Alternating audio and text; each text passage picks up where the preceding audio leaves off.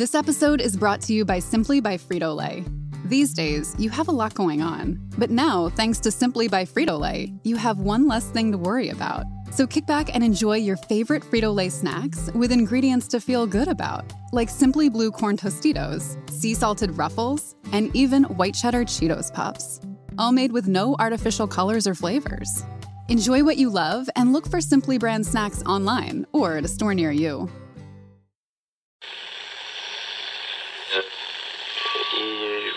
Empire.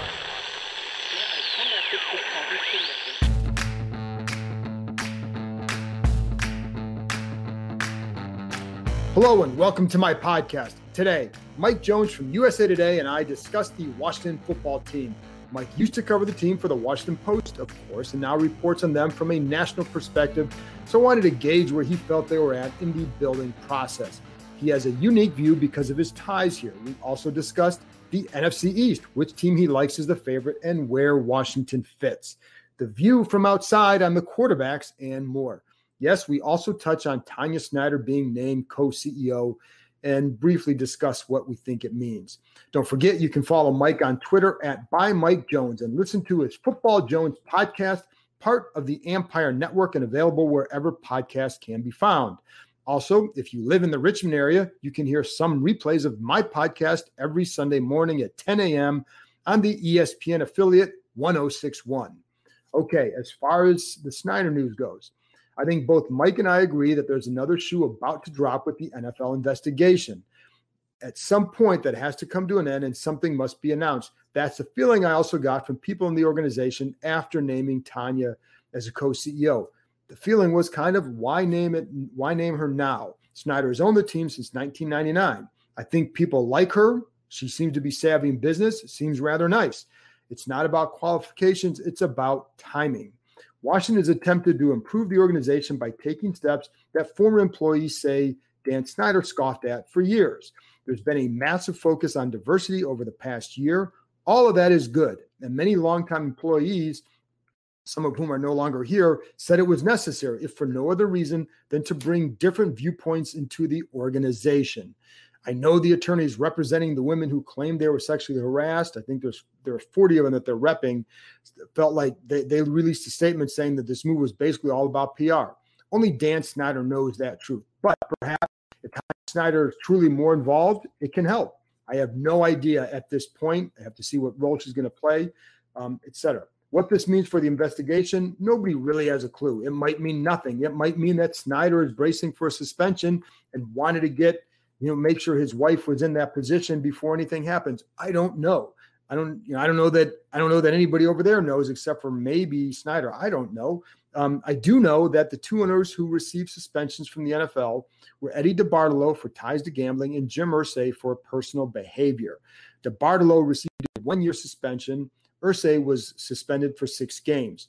Jerry Richardson was fined $2.75 million for what happened with him with sexual harassment issues in Carolina. But he'd already sold the team by the time the report came out, so he was gone. You couldn't suspend him. Then again, what if the NFL wants to make an example out of Snyder and the organization? This is a growing issue in society, so the NFL needs to take it seriously. And there's no chance Washington is the only team dealing with this. It's just the one that's been exposed. Will the NFL want to send a message to those teams? We'll see. But again, it could be this whole thing with Tanya Snyder could just be a natural progression. She's been involved more in the past year than she had before. Every time I talk to Jason Wright, he references Dan and Tanya Snyder because he meets with them both. Anyone who gets hired or discusses a big topic will cite both Snyders. So this was a continuation ongoing. Also, as far as Dan's involvement, I've said this before, so hopefully you've listened. But yeah, he's been out of the building a lot more lately. Of course, nobody was there during the pandemic, or very few. But one person I spoke with today said it was unusual how absent he has been. This person said the only time he saw him once this spring. That was at one of the spring workouts. Now, he doesn't need to be in the building to be involved, but in talking to others over the last few months, there has been a change. Ron Rivera stays in contact with Snyder. I believe he talks to him a couple times a week, but they seem to have a good thing going there. Others say they're not getting as many of those late night calls as they used to. How long that lasts, probably as long as the team is doing well or keeps improving. I don't know. If this is a new guy, who knows? But we've heard about changes before, and we've seen where that's gone.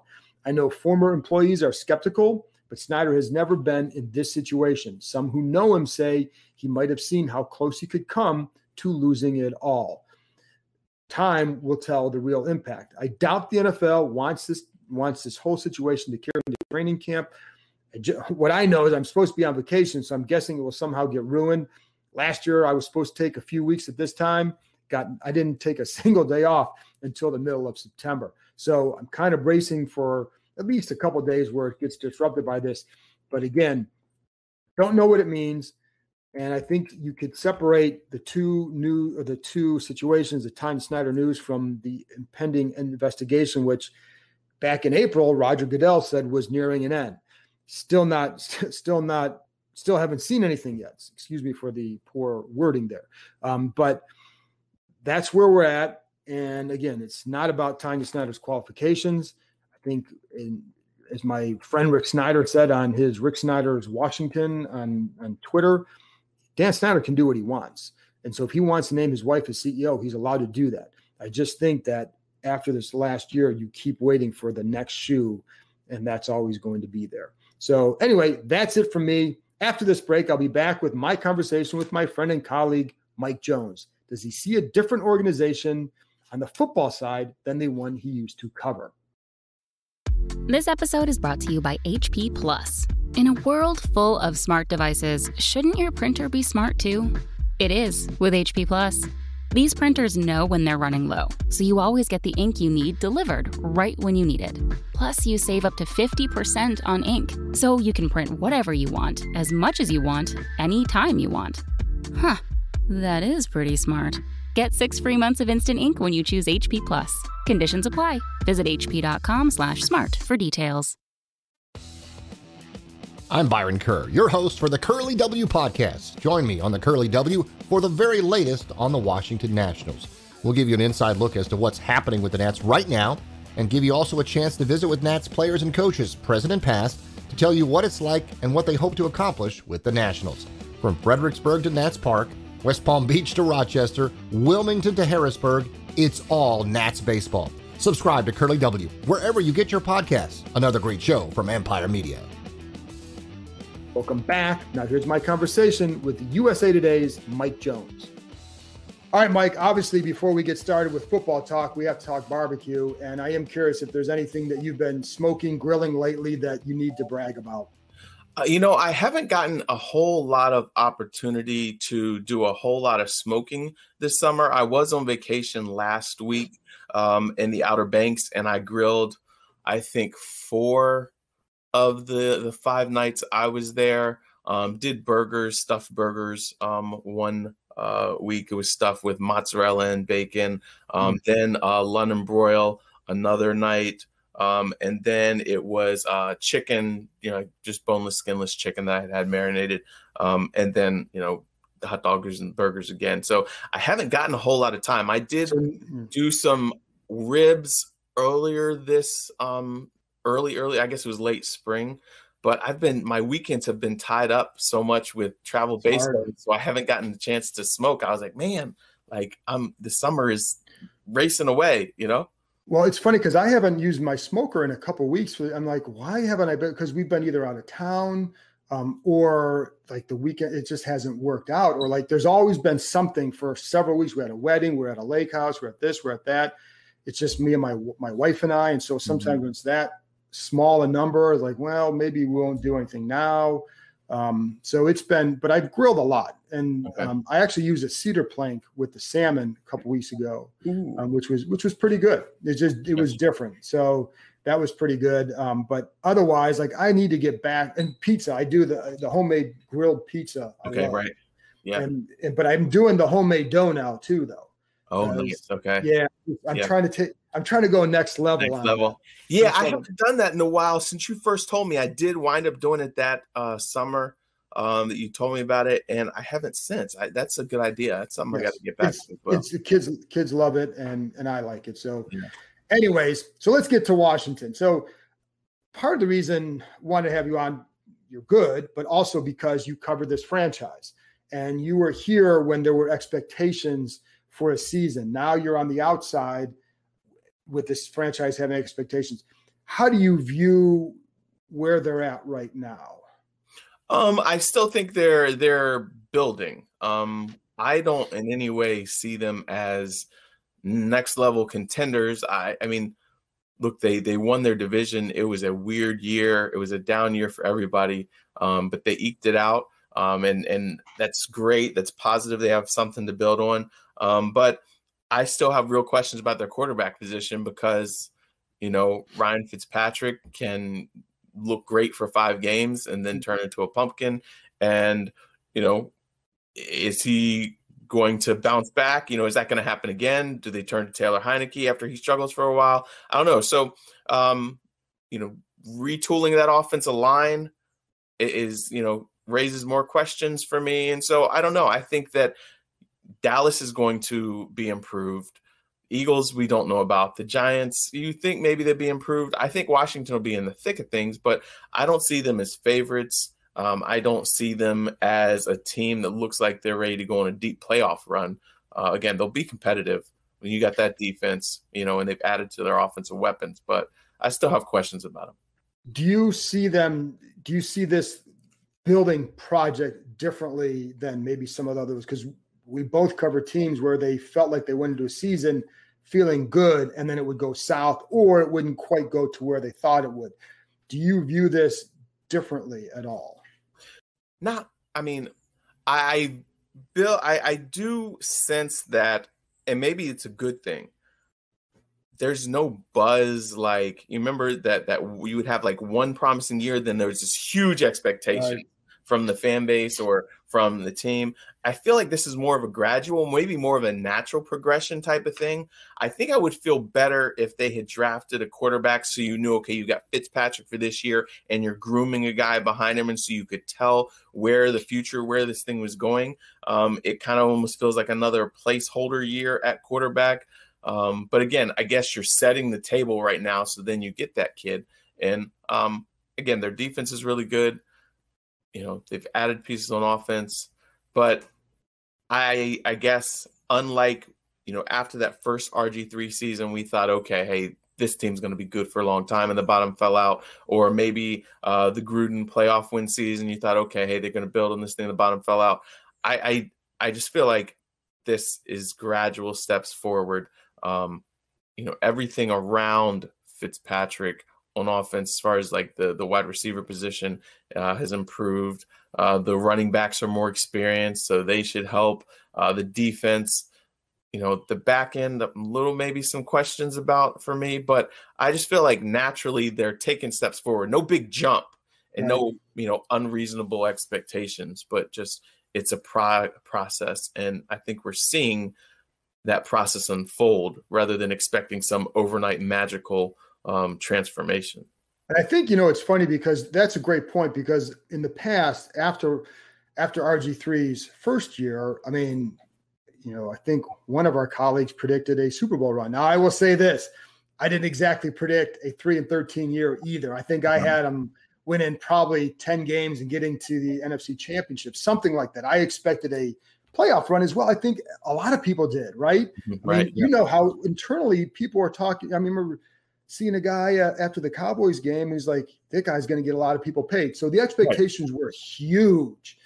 And after Kirk's play, the 15-year, the expectations were to build on that. So you're right. I think what seems to have people, the fans, excited here isn't so much like, hey, what are they going to do this year, as much as they're actually building it maybe the right way for the first time in a long time.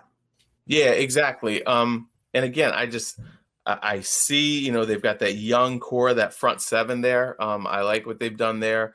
My real big question is quarterback. And what about you? Do you see, is it as big a question for you about quarterback and the fact that, there's an expiration date on Fitzpatrick and no clear successor? That's why I'm kind of like, I have this uneasiness about it, but maybe I'm with you on that, because I think I think there's a definite ceiling with what they have here. And so I think that's going to hold them back this year. I think where that's where the building process comes into play, because I think one of the differences in the past, they always seem to think, as you know, they always felt they were close. They're like the rear view mirror. Objects in the mirror are closer than they appear. They felt like they were closer to a title than they were. I think what I like about this time so far is that they didn't go out and make an over-aggressive play for a quarterback. Now, you could have drafted one, but they didn't make the over-aggressive play, giving up too much capital. They opted to, you don't like the guy, let's keep building, and then go get the guy. And so I think that's the part I like. Now, we don't know if that's going to work. Right. But so I do have the same questions at quarterback. Like, we know who's going to be the guy this year. It'll be Fitzpatrick. And then if he fails and Heineke or Kyle Allen come in, and they felt like they can get through the year with this group with what's around them. But to win in the future, you're going to have to improve. So I'm still with you there, but I like that it may be that when they have that guy next year, they're being plugged into a better situation than they've had in a long time. So that's where it's a short-term, long-term view. Short-term, quarterback's still a question. Long-term, the way they're building may end up to be more fruitful for them. That's kind of how I view it.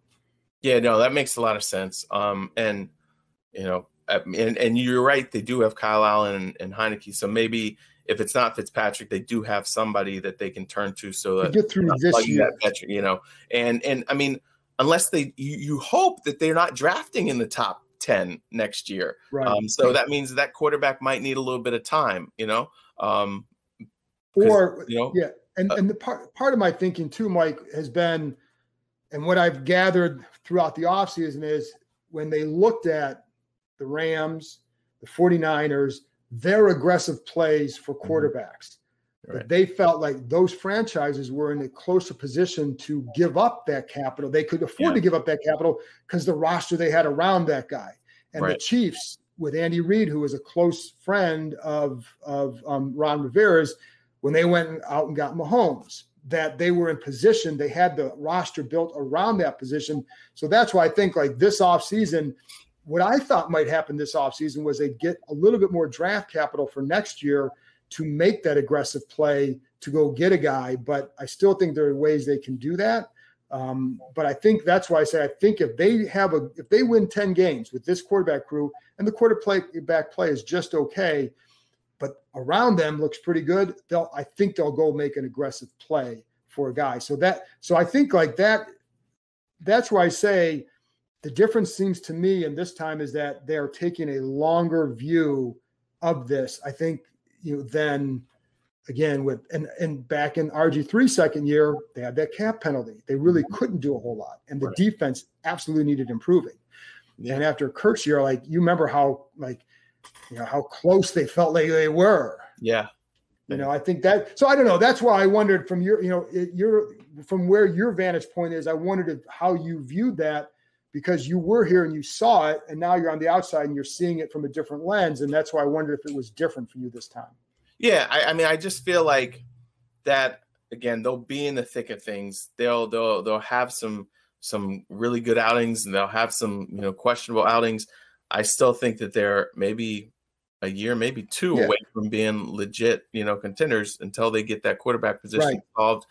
So no, I don't think that they're, Super Bowl contenders this year. I don't, unless they go out in free agency next year and get some really awesome quarterback or make a trade or something like that. I don't see them as Super Bowl contenders next year. But again, that's I think that's right. I think we'll see, but I do think that's going to be the question hanging over them. But it's been explained, or at least heard that they want, if you can't get that guy, keep building until you do get him. Right. What do you hear about Taylor Heineke from people on the outside? And I know what I hear from people around the league. What do you hear?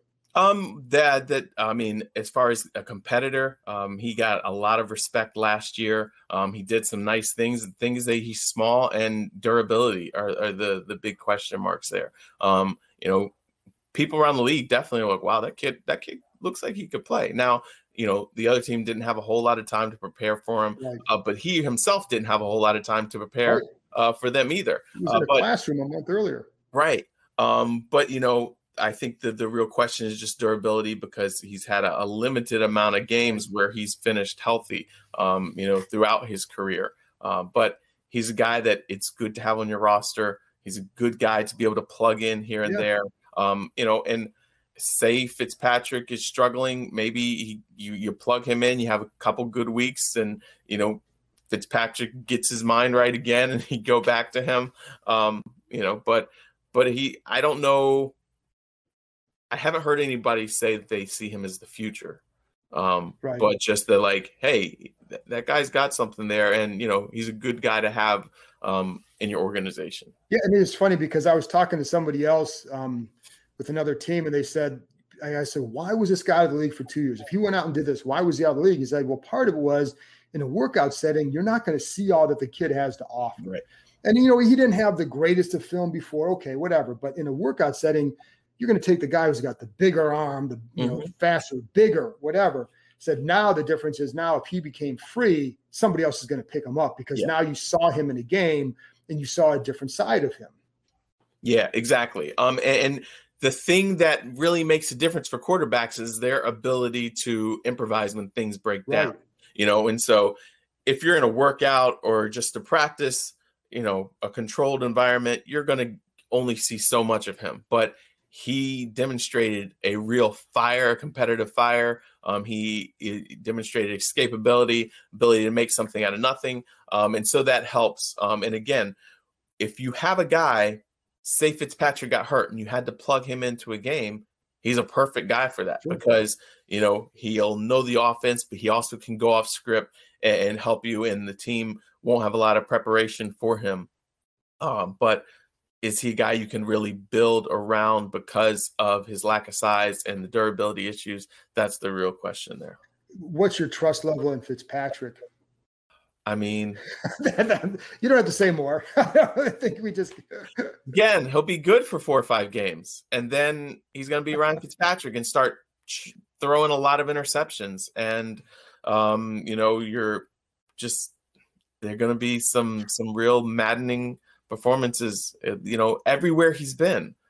The bottom always drops out, after, a month or maybe, 6 games. Now he did provide sparks late in the year when they went back to him in Miami. But again, I mean, and he's a year older now too. I mean, I know he says he's playing his best football right now, but you kind of are who you are at this point. I think in 16, can you play that at like they're, he hasn't. Can you do that over 16, 17 games? That's the question that I have with him. You brought the NFC East a little bit earlier. When you look at it, how do you see Dallas at this point? Now their defense, I still have questions about. Now they drafted, a number of defensive players, but offensively, I think they'll be better. I thought, I know that even with Dak, he was putting up big numbers and they were losing games, but I think that this coaching staff, they had Russ to knock off. And I think maybe they overestimated themselves, thinking they had it figured out. Mike McCarthy, he was supposedly studying and prepping and everything like that. But, being away from the game, you still, there's some catching up to do. But I think Dak is going to be very motivated.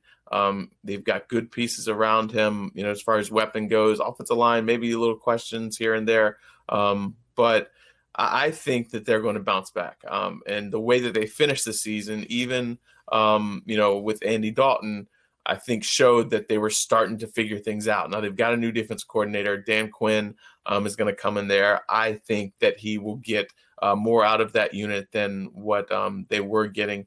So I looking at all those teams, I think they're the favorite to win the NFC East. Okay. And you're assuming there that Dak is going to be back to being Dak again. Yeah, and he's close right now. He has said that if he had to go play a game, that he would be able to do that. And I think they'll still be cautious throughout training camp and kind of hold him back a little bit. But he got paid, but he feels like he's not a guy who's gonna be like, oh, I got paid, I'm good now. He got paid, and he wants to prove I'm worth it. This is why they paid me. And coming off that injury, he's super motivated. He wants to be a difference maker there. So I think that he's going to be fine. I just feel like when you look at the teams out there, I just have real questions. You got a first-year head coach in Philly. You know, I don't know Jalen Hurts. You know, Right. questions about him. They're aging on defense. Their wide receiver core, they really always, you know, for some reason continue to struggle to find talent there at that position. And then the Giants, you know, healthy Saquon Barkley should help Daniel Jones, but I'm not really sold yet on Daniel Jones either. Yeah, I'm not either. So that's why I look at him and I'm like, well, okay, Washington will be in the thick of things, but Dak might be the difference maker when it comes down between Dak and Ryan Fitzpatrick. Right. And, you know, it's funny because with Daniel Jones, I mean, he's beaten this franchise a few times. Yeah. And I think Washington fans probably might have a different view of him compared to everybody else because he always seems to play well against this team, which is really odd.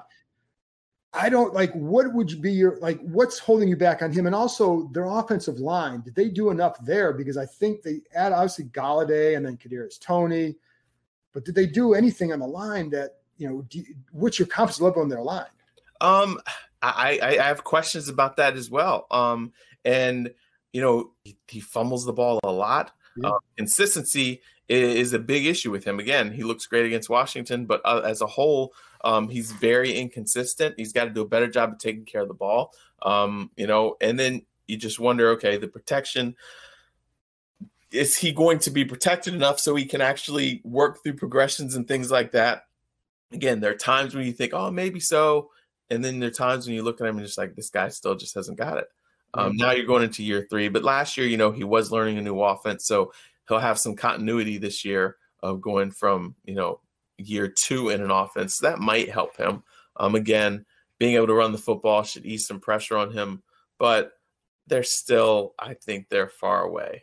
It depends on when Barkley comes back, too, because, you know, I don't think we know if he's going to be there when it opens. And you don't know if he's going to be just like himself or it's going to take a little while. I mean, because, you know, sometimes, you know, guys will say it's not till a year after they come back that they start feeling that way. So I don't know. I'm not scared of the Giants if I'm a Washington fan. I think that the team that you're looking at is really Dallas, even though the Dallas, you know, was very disappointing last year, but they have continuity. They have, you know, the quarterback who's been there. His future is now, you know, no longer in doubt. He can play freely. And just there's just so many questions in Philly. So that I think Washington and Dallas are the 2 teams that are going to be going, you know, back and forth for that division. And then the Wall Street Journal came out with a story with talking to Dan Snyder. They named Tanya Snyder co-CEO, which has been something that has been an unofficial designation for about the past year. What did you make of that article and anything with that? I mean, it's not entirely surprising because of the fact that anytime in the last year or so that you hear people talk about them, or whenever they send out press releases, even, it's always, you know, Dan and Tanya Snyder, Jason Wright, always make sure he mentions her. So it seemed like they were more involved, you know, more joined at the hip, her being more involved and things like that. Will it make a whole difference? I don't know.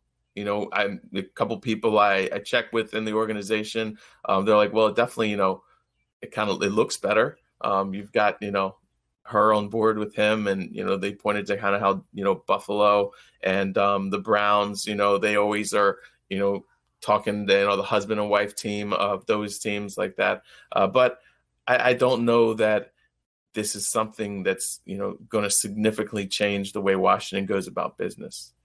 Do you wonder about anything with the timing of the article? I mean, there's still that investigation. We still haven't seen the results of that yet. Is there any dots to connect? Or is anything there? Or is that just too far-fetched? Well, I mean, you just never know with this team. But I did, you know, whenever they announce something, and it always seems to come, you know, they give it to the, you know, to the Wall Street Journal, and then something happens. So I did say, okay, well, what shoe's about to drop? But I haven't heard anything. Yeah, I haven't either. To suggest like, oh, this is coming. But they never just make announcements just to, you know, make announcements. There's always, I mean, I think it was last year when they announced that they were changing the name of the street to Joe Gibbs Way or something like that. And it was still trying to get ahead of, negative publicity. So if something happened, I wouldn't be surprised. But at the same time, I haven't heard from anybody that anything is brewing just right now. And I haven't either. I am supposed to be on vacation, so I'm not supposed to be hearing anything. So, I'm trying to see if I can get through this summer with getting some actual time off. So, Mike, let's talk about your podcast real quick. Tell people where they can get it, what your plans are for the season. And also, I think they need to go back and check out, was it Freddie Stevenson you had on recently? Yeah, I had him on. And, that was a different kind of story because, right. He is a guy who, former Florida State fullback, got a shot in the NFL. He grew up in poverty. His dad was incarcerated. His mom trying to take care of the 5 children, very, very poor. And he promised his mom, I'm going to make it to the NFL. And he winds up getting a standout spot in high school, scholarship to college, goes undrafted, gets to the NFL, and it doesn't quite work out. And so he talks about kind of how he had to reset things in his life because he started going down a wrong path. And so it wasn't the Hollywood or Disney type of, oh, yeah, I made it to the NFL, take care of my mom, change their lives. But he's also finding a way to use his struggles to change the lives of young people. So that was one of my most recent podcast episodes. And then the same week, this is week before last, have Mike Tannenbaum, former Jets GM, who, I get asked a lot by some young kids, like, how do I become a GM, or how do I get a job in the NFL? And so Mike talked about his career path and gave some real good guidance on, if you want a career in the NFL, this is the majors. These are the majors you should consider. These are the path choices, and this is the work ethic you have to develop. So that was really good. I'm going to have Aaron Jones and his brother Alvin Jones, the Packers running back, and Alvin Jones had a little cup of coffee with the Ravens. I'm going to have them on talking about some stuff they're doing for military. They're both military brats, and what they're doing to try to make a difference for young people in the country. That's coming up this week. But yeah, the season will be here before you know it. My training camp tour, I'm putting the final touches on the planning there, but it looks like I'm going to be bouncing from Green Bay to Kansas City to the Raiders to the Rams, the 49ers, the Chargers. So we're going to be back in front of reporters, players and coaches, it looks like. So have, podcast episodes of that, looking at 2 podcasts a week. So, on the Empire Media Network here, sister, a parent company for us. And you can find it on iTunes, Spotify, and YouTube as well. And it's always, and people have to realize you always get good guests, and that's what it is. It's also your insight too that you're offering in that other one. But I will say, after the Freddie Stevenson one, my son, who's doing video stuff for Empire, he texts me. He's like, "You've got to listen to this. This is the best thing I've heard in a long time." Wow. So I'm like, and he listened to my podcast. So he's like, but I don't blame him, because that was a really good one. But my point is, he was really excited after hearing that, and he's like, "You've got to listen to this. It's great." So for people out there, it doesn't have to pertain to Washington for it to be interesting or good. And that's one thing, And that's the thing is, like, the NFL is so full of stories. And these are fascinating people. And that's one thing I like about this job. And I know you do too, is that you always learn something. And so it doesn't matter who I talk to, what team they're from, I'm always learning something, and, shedding some light. And look, if you are a Washington fan, you have all the days to listen to the John Keim Report. And then, after you listen to his, maybe when you're driving back home, you need something else to listen to, Yeah, So, well, and I would say, there you go. And, all those podcasts on the network that you can, there's 7 days a week, and, there's podcasts for every day. Well, listen, people be driving back to work. You're going to need something, right? So, and my training camp stuff will be a lot of 10-minute daily updates with a longer one maybe at the end of the week. But just because you want daily updates, that means you have time for Mike's podcast. So there you go. There we go. There you go. Mike, awesome stuff. Thanks a lot for coming on. All right, man. Thanks for having me. I'll be talking to you. This episode is brought to you by ESPN Plus. Dustin Poirier and Conor the Notorious McGregor will settle the score at UFC 264 on Saturday, July 10th, exclusively on ESPN+. After Conor McGregor defeated Poirier in 2014, Poirier evened the score in January, setting up the most highly anticipated rubber match in UFC history. UFC 264 is exclusively available to ESPN Plus subscribers for $69.99. Or sign up now to get UFC 264 and an ESPN Plus annual plan for $89.98. Visit espnplus.com/Spotify. This episode is brought to you by PayPal. Online. It's where PayPal was born. But it's not all dancing cats and double rainbows in cyberspace. I mean, one minute you're trying to outbid Soup Boy 99 on some antique spoons. Next thing, your bank account is nothing but tumbleweeds. But now, PayPal has ventured out into the real world with non-dancing cats and actual rainbows, ready to help you start taking payments in person. It's a safe and easy way to get paid. Just generate your unique QR code in the PayPal app for customers to scan and start accepting PayPal in person today. Learn more at paypal.com/US/getQRcode.